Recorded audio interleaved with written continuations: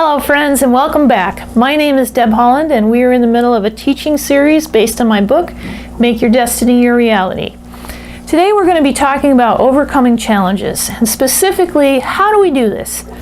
We need to anticipate obstacles and resistance in advance. Just like we've been talking about with our whitewater rafting analogy, you're going to need to anticipate the rapids that you will face, the boulders along the way, and the resistance. What is the current like? What is the terrain like? And you're going to have to, more than anything, understand this whole destiny thing is not going to happen easily. It's not going to happen overnight, and it's not going to happen problem-free. So just accepting that up front, and even if you can just tolerate it, and at best embrace that it's part of the process, it's part of your growth, you're going to look back and you're going to be really glad that you overcame those trials, because it's going to give you so much strength and it's going to change you so much and so positively as a person. You're going to be really proud of yourself once you get a little farther down the line. And then you're going to need to strategize. How do you handle each of these things? And your strategy is going to be different for each person or each situation that you encounter. Just like on the water, you don't go through every rapid exactly the same way. You've got to know, should I be taking the line around this boulder to the left? Should I be taking the line to the right? And like we talked about in previous videos, you've got to look up ahead too, because sometimes on this first rapid you're getting to, if you take the left side, it makes this initial obstacle easier to get around, but then it sets you up for a crash when you get to a really rough stretch of water a little farther down the way. So you may want to take the more difficult, challenging line around that boulder to the right, so that then you end up avoiding the worst situation later on. It's the same thing in our lives. You want to be able to strategize and navigate, handling things in such a way that you make it easier down the line and safe as possible all the way through. So there are those things you can see coming, and then the thing that throws most of us, if not all of us, are the things that we can't see coming, when we get taken by surprise. Those unexpected challenges, when we have surprising adversaries, people that we thought we would have in our life for the rest of our life, people that had pledged their love and their undying loyalty and all those other things, and then they change their mind. And it happens sometimes. And sometimes those folks even turn into adversaries. They don't just decide they're done with us. They actually become adversarial, and they start to resist us or work against us a little bit, or whatever the case may be. Those are really tough and challenging situations that need to be handled skillfully, and we've talked about that a lot before in the previous videos. Recalibrating relationships. Time crunches, you may have something come up that you weren't anticipating that really squeezes down your time.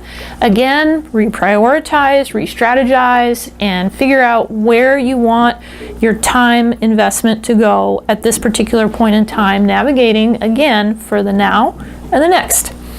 Financial challenges can totally rip our feet out from underneath us. Job loss, unexpected bills, illness, injury, family issues, any of these things can totally throw us off. Strained logistics. Maybe you have a real solid family. You're pretty healthy as an individual. You've got the money that you need. You got the time that you need. Everything is really in place, but the logistics at that particular moment in your life are just insane. You've got to, just like with everything else, recalibrate, reprioritize, and strategize about how you're going to get through this turbulent little period of time with your logistics. The killer, the absolute killer, is self-doubt. It is normal to, along the way, wonder if you're on the right track. And that's actually a pretty healthy question. It's normal to wonder, is this really what I'm supposed to be doing? But like we've talked about in previous videos, once you get that boat in the water, God is going to help you get it where it needs to go. So there really is no such thing as getting it wrong. You might just be taking some detours, and they might delay you a little bit, but ultimately they are not going to stop you.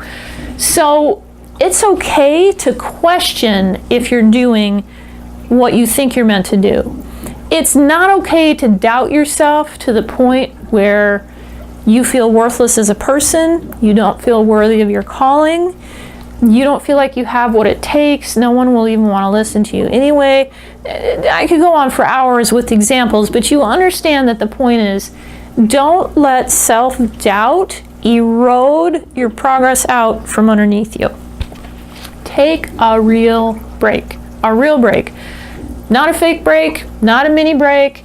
Take a real break. If you are really tired and you're really frustrated and you've just been fighting and grinding and working and you're not making the progress you normally would and you just cannot get traction, take a break. Take a nap, take a weekend off, take a day trip, take a vacation, do whatever you need to do. Set your destiny aside for 30 days and focus on your family and hang out with your friends and have fun and do whatever.